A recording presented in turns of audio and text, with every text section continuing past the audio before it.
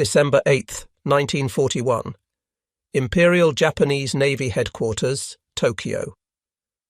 Admiral Isoroku Yamamoto sat in silence, his face betraying none of the turmoil churning within, as staff officers congratulated themselves on the morning's surprise attack.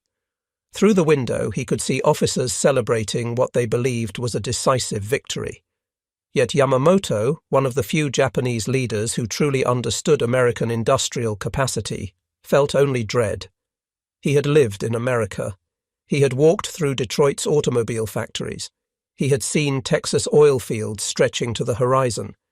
He knew what his nation had just awakened. 6 months earlier, I can guarantee to put up a tough fight for the first 6 months, but I have absolutely no confidence as to what would happen if it went on for 2 or 3 years, Yamamoto had warned Prime Minister Fumimaro Konoye. Those words now echoed with prophetic weight. The attack on Pearl Harbor had been operationally brilliant, sinking or damaging 8 battleships and destroying nearly 200 aircraft. Yet the American aircraft carriers had escaped, and worse, Japan had unified a previously divided American public behind total war. The mathematics of defeat were already written. Yamamoto understood them even if his fellow commanders did not. What none of them knew was that this moment would trigger the most devastating industrial mobilization in human history, an awakening of productive capacity so overwhelming that Japan's military planners, despite their intelligence reports, despite their calculations, despite even their own fears, could not comprehend its true magnitude until far too late. The collapse of Japanese strategic assumptions had already begun. American industrial might would not just defeat Japan militarily. It would psychologically demolish every assumption the Japanese High Command held about warfare, national power, and their own chances of victory. The road to catastrophe had been paved with a fatal combination of ambition and miscalculation. Throughout the 1930s, Japan pursued territorial expansion to secure resources and living space. The invasion of Manchuria in 1931, the full-scale war with China beginning in 1937, and the occupation of French Indochina in 1940 all reflected Japan's determination to create a self-sufficient empire. Japanese planners understood the unfavorable discrepancy between the industrial potential of the Japanese Empire and that of the United States. This awareness shaped their entire war plan. The numbers told a sobering story. In 1937, Japan's industrial capacity represented approximately 5.2% of global manufacturing capability. This placed them roughly equal with France and about half the capacity of either Great Britain or the Soviet Union. The United States, by contrast, commanded nearly 42% of world industrial production. Even in the depths of the Great Depression, American war-making potential was approximately 7 to 10 times larger than Japan's. These statistics were available to Japanese planners. They knew them, they discussed them, yet they chose to gamble anyway. The gamble rested on a specific strategic assumption. Japanese success hinged on their ability to extend the strategic advantage gained at Pearl Harbor with additional rapid strategic victories. The plan was elegant in its desperation. Japan would strike the American Pacific Fleet at Pearl Harbor, simultaneously seizing the resource-rich territories of Southeast Asia. These lightning victories would present America with a fait accompli, a defensive perimeter so vast and fortified that the cost of reconquering it would exceed American willingness to fight. Facing protracted war across the Pacific, America would negotiate a settlement recognizing Japan's conquests. Victory depended entirely on American unwillingness to pay the price of total war. This assumption would prove to be the greatest strategic miscalculation of the Pacific War. The Japanese High Command fundamentally misunderstood American character, industrial capacity, and national resolve. They projected their own resource limitations onto an enemy that operated under entirely different economic realities. Admiral Yamamoto understood this better than most. Before the war, he had spent time in the United States, first as a student at Harvard University from 1919 to 1921, then as a naval attaché in Washington, from 1926 to 1928. He had travelled extensively across America. He had witnessed automobile production lines in Detroit churning out vehicles at rates that Japanese factories could barely comprehend. He had seen oil derricks dotting the Texas landscape, each one producing more petroleum than entire Japanese fields. He had observed the casual abundance of American civilian life, the vast agricultural production, the continental scope of American infrastructure. Before Pearl Harbor, Yamamoto had opposed going to war with America precisely because he understood these realities. Anyone who has seen the auto factories in Detroit and the oil fields in Texas, he wrote, knows that Japan lacks the national power for a naval race with America. His opposition to war had made him politically vulnerable, forcing his transfer to command of the combined fleet partly to protect him from assassination by militarist factions within the army. Given the task of planning war against America, Yamamoto designed the Pearl Harbor attack with the hope of achieving the quick victory that represented Japan's only chance. But hope was not strategy, and Yamamoto's private doubts never translated into sufficient warning for his government. The first 6 months of the Pacific War seemed to validate Japanese strategy. The speed and scope of Japanese victories was breathtaking. Within days of Pearl Harbor, Japanese forces struck American, British, and Dutch possessions throughout the Pacific and Southeast Asia. The Philippines, Guam, Wake Island, Hong Kong, Malaya, Singapore, the Dutch East Indies. Burma all fell to Japanese arms with shocking rapidity. By March 1942, Japan controlled a vast empire stretching from the Chinese interior to the Central Pacific, from the Aleutian Islands to the approaches of Australia. The defensive perimeter was established. Raw materials, oil, rubber, tin, rice flowed to Japan.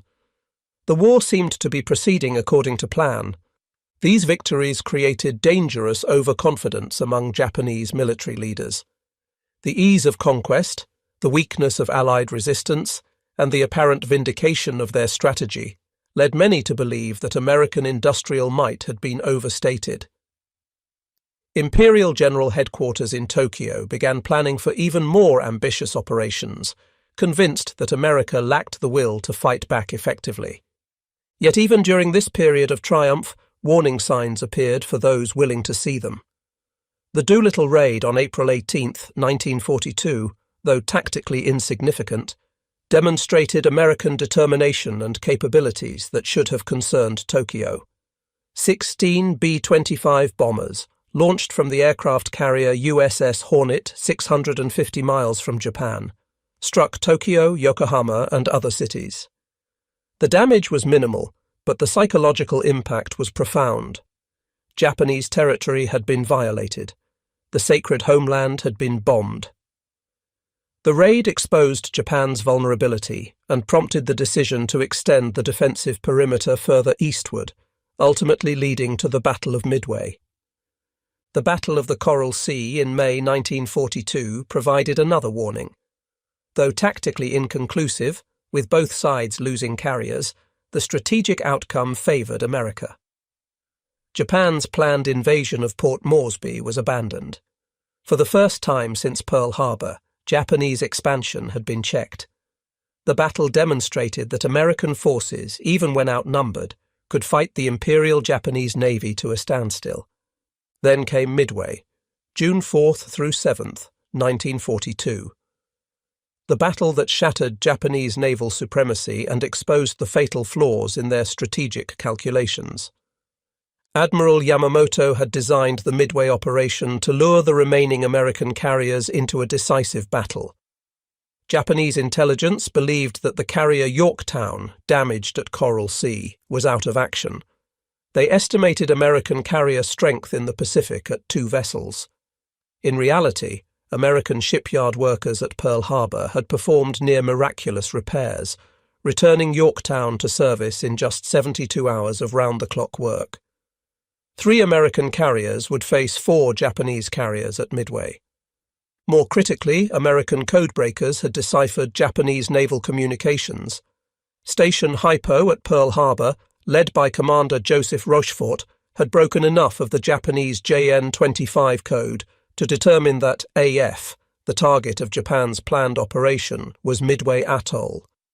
To confirm this, the Americans had Midway send a false message in plain text reporting fresh water shortages. Japanese radio traffic soon mentioned that AF was short of fresh water. The trap was set. The battle itself unfolded with devastating speed. On the morning of June 4th, Japanese carriers Akagi, Kaga, Soryu, and Hiryu launched strikes against Midway Island itself.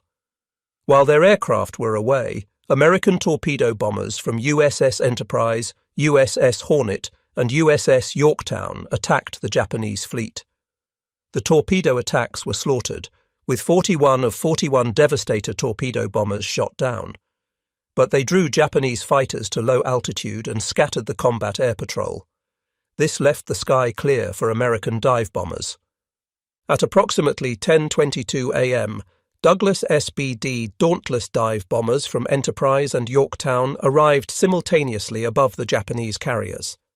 Within 5 minutes, 3 Japanese carriers, Akagi, Kaga, and Soryu, were mortally wounded, struck by bombs while their decks were crowded with fueled and armed aircraft. The fires were catastrophic. Hiryu, the 4th carrier, survived temporarily and launched strikes that crippled Yorktown. But by evening, Hiryu too was fatally damaged by American dive bombers. By June 7th, all 4 Japanese fleet carriers had sunk, along with 1 cruiser. Japan lost 3,057 men, 248 aircraft, and critically, approximately 100 trained pilots and hundreds of irreplaceable aviation mechanics and technicians. American losses were lighter: 1 carrier, 1 destroyer, 150 aircraft, and 307 men. The immediate tactical impact was clear. Japan lost the strategic initiative in the Pacific, but the deeper significance took longer to manifest. Midway exposed fundamental weaknesses in Japanese planning, training, and industrial capacity that would prove terminal. Japan entered the war with 6 large fleet carriers and 5 smaller ones. America had 3 large carriers in the Pacific at the war's start. The critical question was production capacity. How quickly could each nation replace losses? The answer would devastate Japanese strategic planning.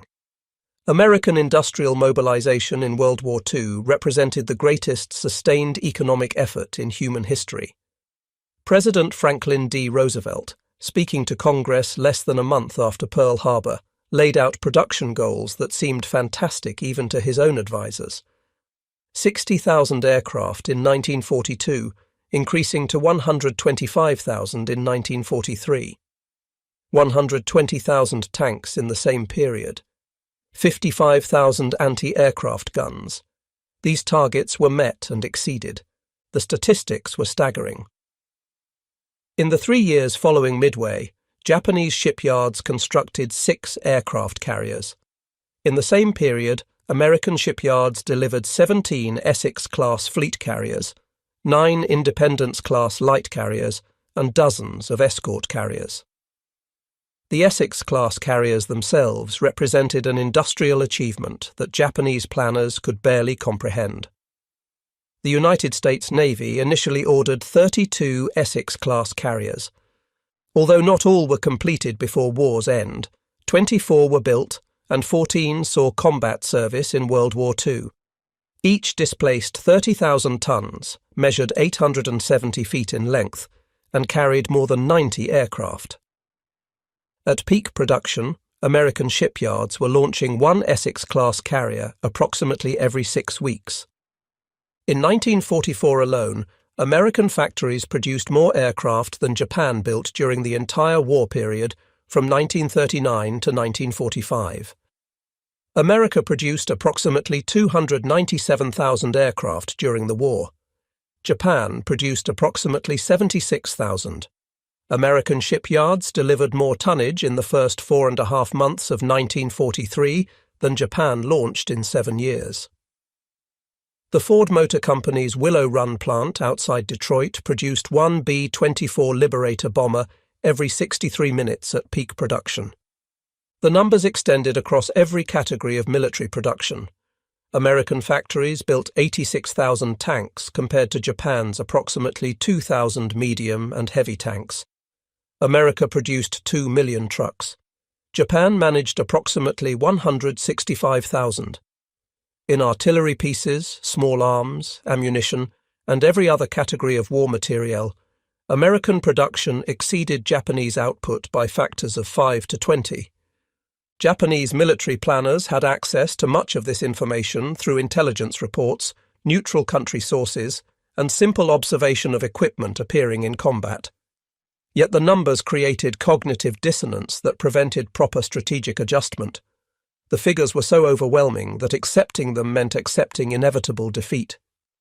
Japanese commanders chose instead to hope that the numbers were exaggerated, that American quality would prove inferior to Japanese fighting spirit, that somehow the tide could be turned through tactical brilliance and self-sacrifice.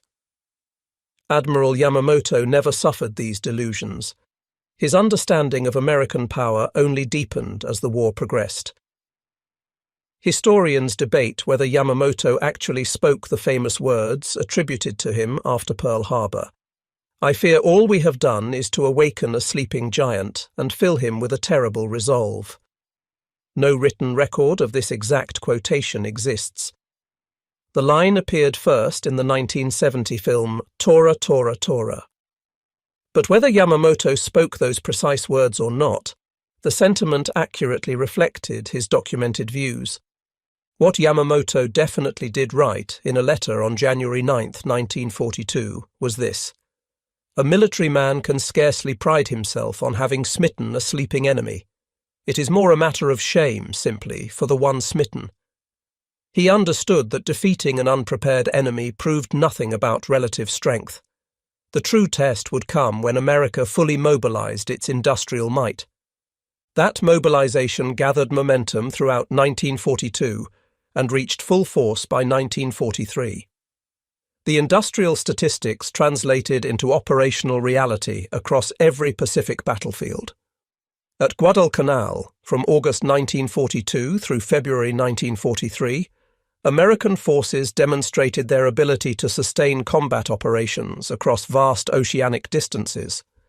The campaign became a grinding attritional struggle that exposed another Japanese vulnerability: logistics, supply, replacement, industrial capacity. Japan had planned for quick, decisive battles, not sustained operations draining resources.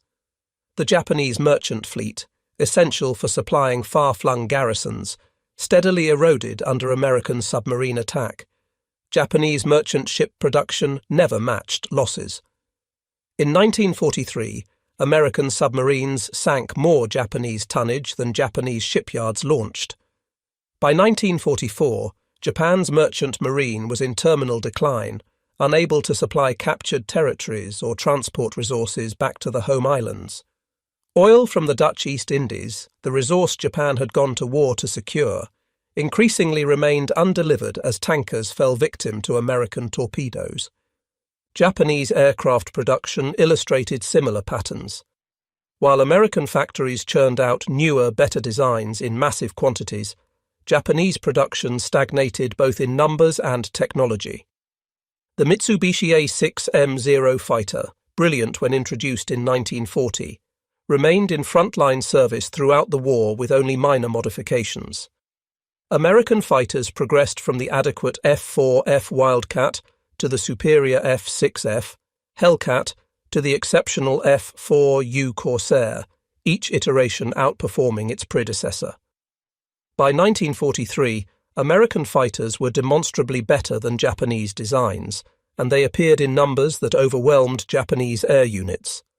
The pilot training differential compounded these advantages. America's vast educational infrastructure supported massive pilot training programs. Aviation cadets received thorough instruction in multi-engine aircraft, navigation, tactics, and gunnery. Completion rates remained high, and the pipeline of new pilots grew throughout the war. Japan's training programs, resource-constrained and casualties depleted, shortened training periods, and reduced standards. By 1944, Japanese pilots entered combat with a fraction of the flight hours their American counterparts received. Superior American aircraft flown by better-trained pilots produced predictable results. Japanese aircrew losses became unsustainable. Yet even as evidence of American industrial supremacy mounted, many Japanese commanders clung to hope grounded in Japan's warrior ethos. The concept of Yamato Damashi, the spirit of old Japan, suggested that superior morale and fighting spirit could overcome material disadvantages. Bushido traditions emphasized honor, sacrifice, and death before surrender. These cultural factors, while producing individual acts of remarkable courage, prevented realistic strategic reassessment. The fall of the Mariana Islands in summer 1944 marked the moment when the Japanese High Command could no longer maintain illusions about the war's trajectory. The invasion of Saipan began on June 15, 1944. American forces, supported by massive naval gunfire and abundant supplies, steadily overwhelmed Japanese defenders. The fighting was savage, with Japanese soldiers and civilians choosing death over capture. But the outcome was never in doubt. Saipan fell on July 9, 1944. Tinian followed on August 1st. Guam was secured by August 10th. The strategic implications were severe. The Marianas placed American B-29 superfortress bombers within range of the Japanese home islands. The carefully constructed defensive perimeter had been penetrated. Japan itself now faced direct strategic bombing. The loss signalled that Japan could no longer prevent American advances. The overwhelming superiority in ships, aircraft, supplies, and trained personnel meant that American forces could strike anywhere and prevail through sheer material advantage. Prime Minister General Hideki Tojo, who had pushed Japan into war, received blame for the Marianas disaster. He was forced to resign on July 18, 1944, having lost political support. His successor, General Kuniaki Koiso, inherited an impossible situation. The war was effectively lost, but surrender remained politically and militarily unthinkable. Japan would fight on, hoping for a miracle that would never come. The Battle of the Philippine Sea on June 19 to 20, 1944, concurrent with the Marianas invasion, provided another demonstration of American material supremacy. Japanese naval aviation, attempting to attack American carriers, was slaughtered in what American pilots called the Great Marianas Turkey Shoot. In 2 days of air combat, Japan lost approximately 480 aircraft and 3 carriers, including the newest carrier Taiho. American losses were comparatively light. Japanese naval aviation, already weakened by years of attrition, never recovered. American commanders now understood that they held overwhelming advantages. Admiral Chester Nimitz, commanding the Pacific Fleet, and General Douglas MacArthur, commanding Southwest Pacific Forces, conducted operations with confidence born of material abundance. When planning invasions, American forces assumed generous supply ratios, abundant ammunition, and continuous reinforcement. Japanese defenders, by contrast, fought with dwindling supplies, scarce ammunition, and no prospect of relief. The Philippines campaign, October 1944 through July 1945, exemplified this disparity. American forces landed on Leyte on October 20, 1944, supported by the largest naval armada assembled in the Pacific War to that date. Japanese naval forces, in a desperate gambit, committed virtually their entire remaining fleet to the defence of the Philippines in the Battle of Leyte Gulf, October 23 to 26, 1944. The result was the largest naval battle in history and a complete Japanese defeat. 4 separate engagements made up the battle. In the Sibuyan Sea, American carrier aircraft sank the massive battleship Musashi. In Surigao Strait, American battleships and destroyers destroyed a Japanese southern force. Off Samar, a Japanese center force encountered American escort carriers in a confused action, where Japanese command failures prevented complete American disaster. Finally, off Cape Engano, American carriers destroyed the remnants of Japanese carrier aviation. By October 26th, Japanese naval power had effectively ceased to exist as an organized force. Japan had lost 4 carriers, 3 battleships, 10 cruisers, 11 destroyers, and thousands of trained seamen. The Imperial Japanese Navy would never again sortie in fleet strength. The strategic bombing of Japan, which intensified throughout 1944 and 1945, brought the war's industrial implications home to Japanese civilians and leaders alike. B-29 superfortresses, flying from the Marianas, struck Japanese cities with increasing frequency and severity. The bombing campaign evolved from precision strikes against specific industrial targets to area bombing designed to destroy Japan's urban manufacturing centers. Operation Meeting House, the firebombing of Tokyo on the night of March 9th to 10th, 1945, represented the destructive peak of the campaign. 334 B-29 bombers dropped approximately 1,665 tons of incendiary bombs on Tokyo's densely packed residential and industrial districts. The resulting firestorm killed approximately 100,000 people, destroyed 16 square miles of the city, and left more than 1 million people homeless. It was the single most destructive air raid in human history, more deadly than either atomic bombing that would follow. The toll on Japanese cities was staggering. 66 other cities suffered similar incendiary attacks. By war's end, approximately 350,000 to 500,000 Japanese civilians had died in the strategic bombing campaign. Major industrial cities were reduced to ash. Yet even this destruction did not break Japanese will to resist. The military government, dominated by army officers committed to fighting to national extinction, refused to consider surrender. Emperor Hirohito, traditionally remaining above political and military decisions, became increasingly concerned as the true situation became clear. The emperor was regularly briefed on the war's progress. By early 1945, he understood that Japan faced defeat. Yet the emperor's constitutional position and the political strength of the army prevented him from directly ordering surrender. Japan's government was paralyzed between the reality of certain defeat and the cultural impossibility of accepting it. The Soviet Union's entry into the war against Japan on August 8, 1945, shattered Japan's last diplomatic hope. Japanese leaders had attempted to use Soviet neutrality to negotiate a settlement. The Soviet-Japanese Neutrality Pact of 1941 had allowed both nations to focus elsewhere. Japanese diplomats hoped Stalin might mediate between Japan and the Western Allies, perhaps securing terms short of unconditional surrender. This hope was delusional. At the Yalta Conference in February 1945, Stalin had promised to enter the war against Japan within 90 days of Germany's defeat. Germany surrendered on May 8, 1945. On August 8, exactly 90 days later, the Soviet Union declared war on Japan. Soviet forces invaded Manchuria with overwhelming strength, crushing Japanese armies that had been stripped of resources to defend the home islands. In 1 week, Soviet forces overran Japanese positions that had taken years to construct. The Kwantung Army, once Japan's most formidable formation, disintegrated under Soviet assault.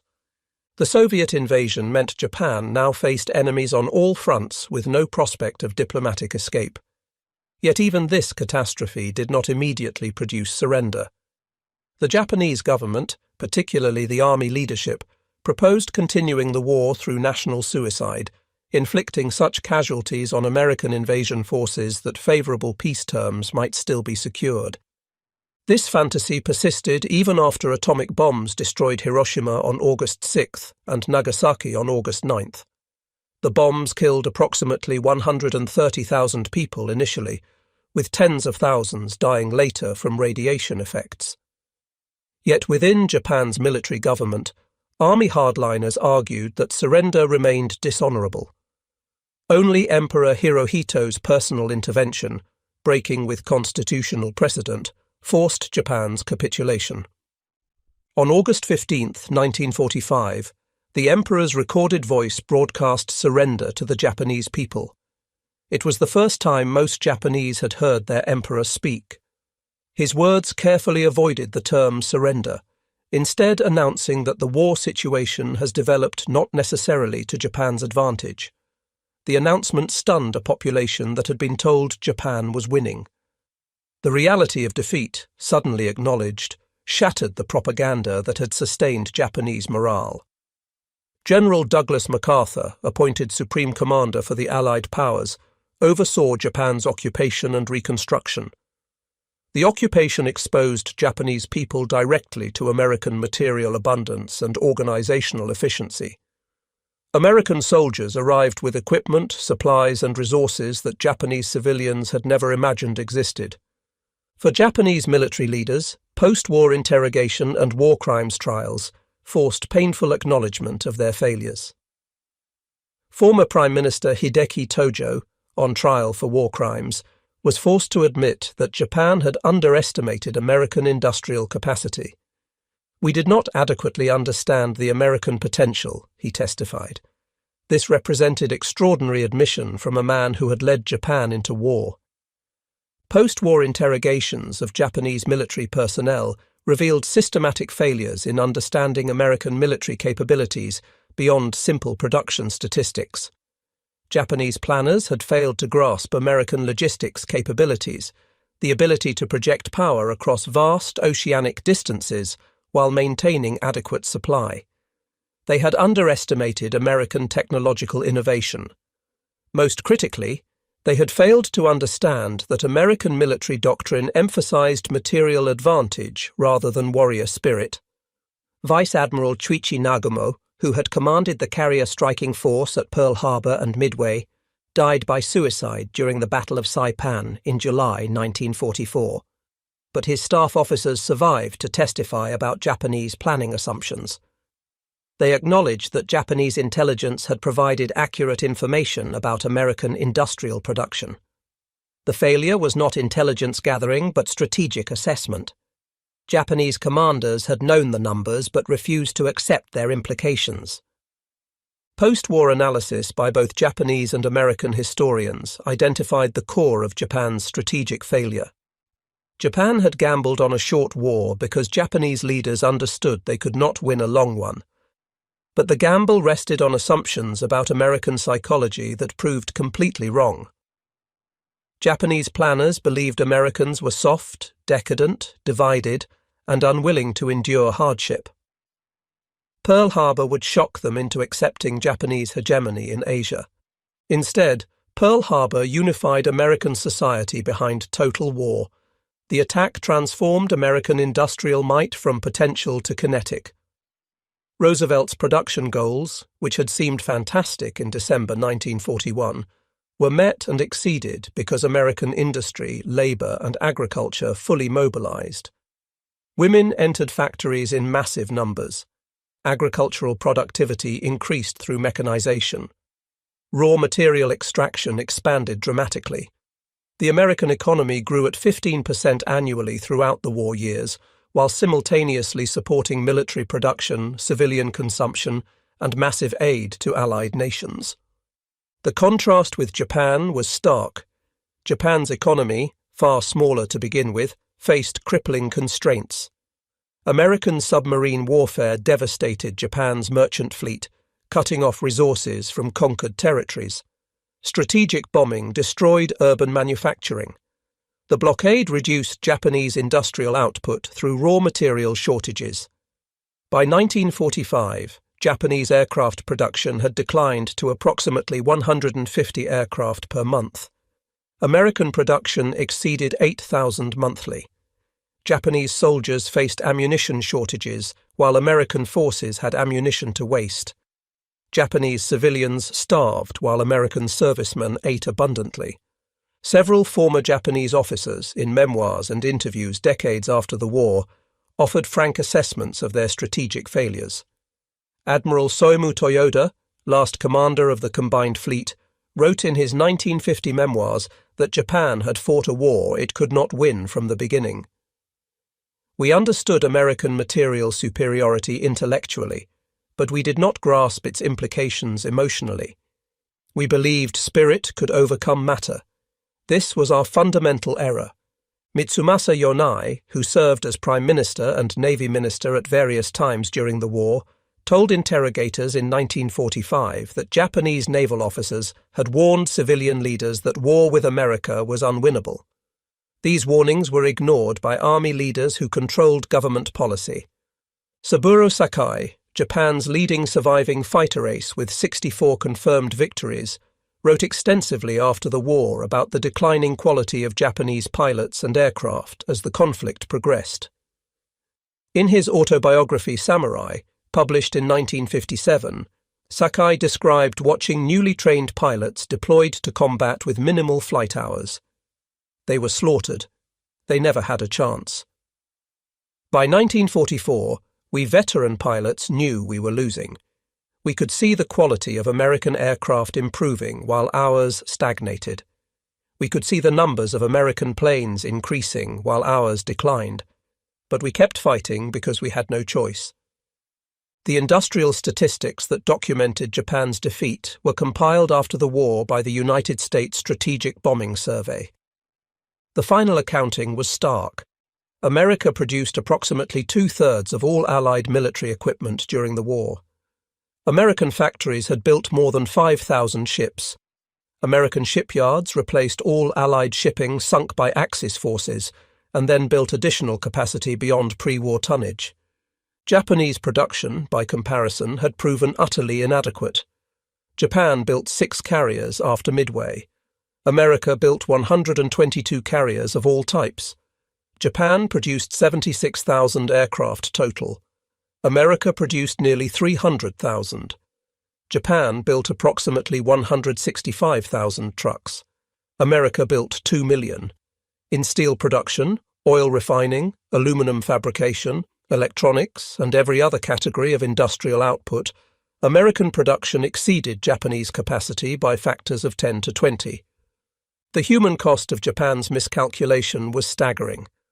Approximately 2,800,000 Japanese military personnel died in the war.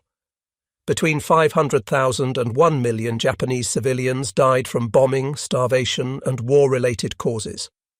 These casualties occurred in a war that Japanese leaders had initiated while understanding it was unwinnable. For the Japanese High Command, the moment of true realization came at different times for different individuals. Some, like Yamamoto, understood from the beginning. Others maintained delusions until Saipan fell, or Leyte Gulf, or the atomic bombings. But eventually, all confronted the same inescapable truth. In the decades after the war, as Japan rebuilt and eventually became the world's second-largest economy by the 1980s, the lessons of 1941 to 1945 shaped Japanese thinking about power, prosperity, and international relations. Modern Japan achieved far greater success through trade and industry than it ever gained through military conquest. The industrial capacity that Japanese leaders in the 1930s sought to seize through force was ultimately developed through peaceful enterprise. The story of Japan's High Command finally realizing America's true power is ultimately a cautionary tale about the dangers of strategic self-deception. Information was available, warnings were given, evidence accumulated. Yet institutional momentum, cultural biases, and political constraints prevented rational strategic reassessment until defeat became undeniable. For individual Japanese officers, the realization came through different experiences at different times. Some witnessed it in the avalanche of American aircraft. Others saw it in the endless supplies supporting American advances. Some understood when their own forces went hungry while American prisoners ate abundantly. Others comprehended only when B-29s turned their cities to ash. America's industrial capacity was not propaganda. It was not exaggeration. It was a material reality that determined the war's outcome as surely as if the final battles had already been fought in December 1941. The Japanese High Command had awakened a sleeping giant, and that giant possessed productive power beyond Japanese capacity to resist. The mathematical certainty of defeat had been written in production statistics before Pearl Harbor. Japanese planners had access to those numbers. They simply chose not to believe them until the evidence became undeniable. In that choice lay the destruction of Imperial Japan and the deaths of millions. The price of strategic delusion, paid in full by August 1945, served as history's most expensive lesson in the relationship between industrial power and military outcome.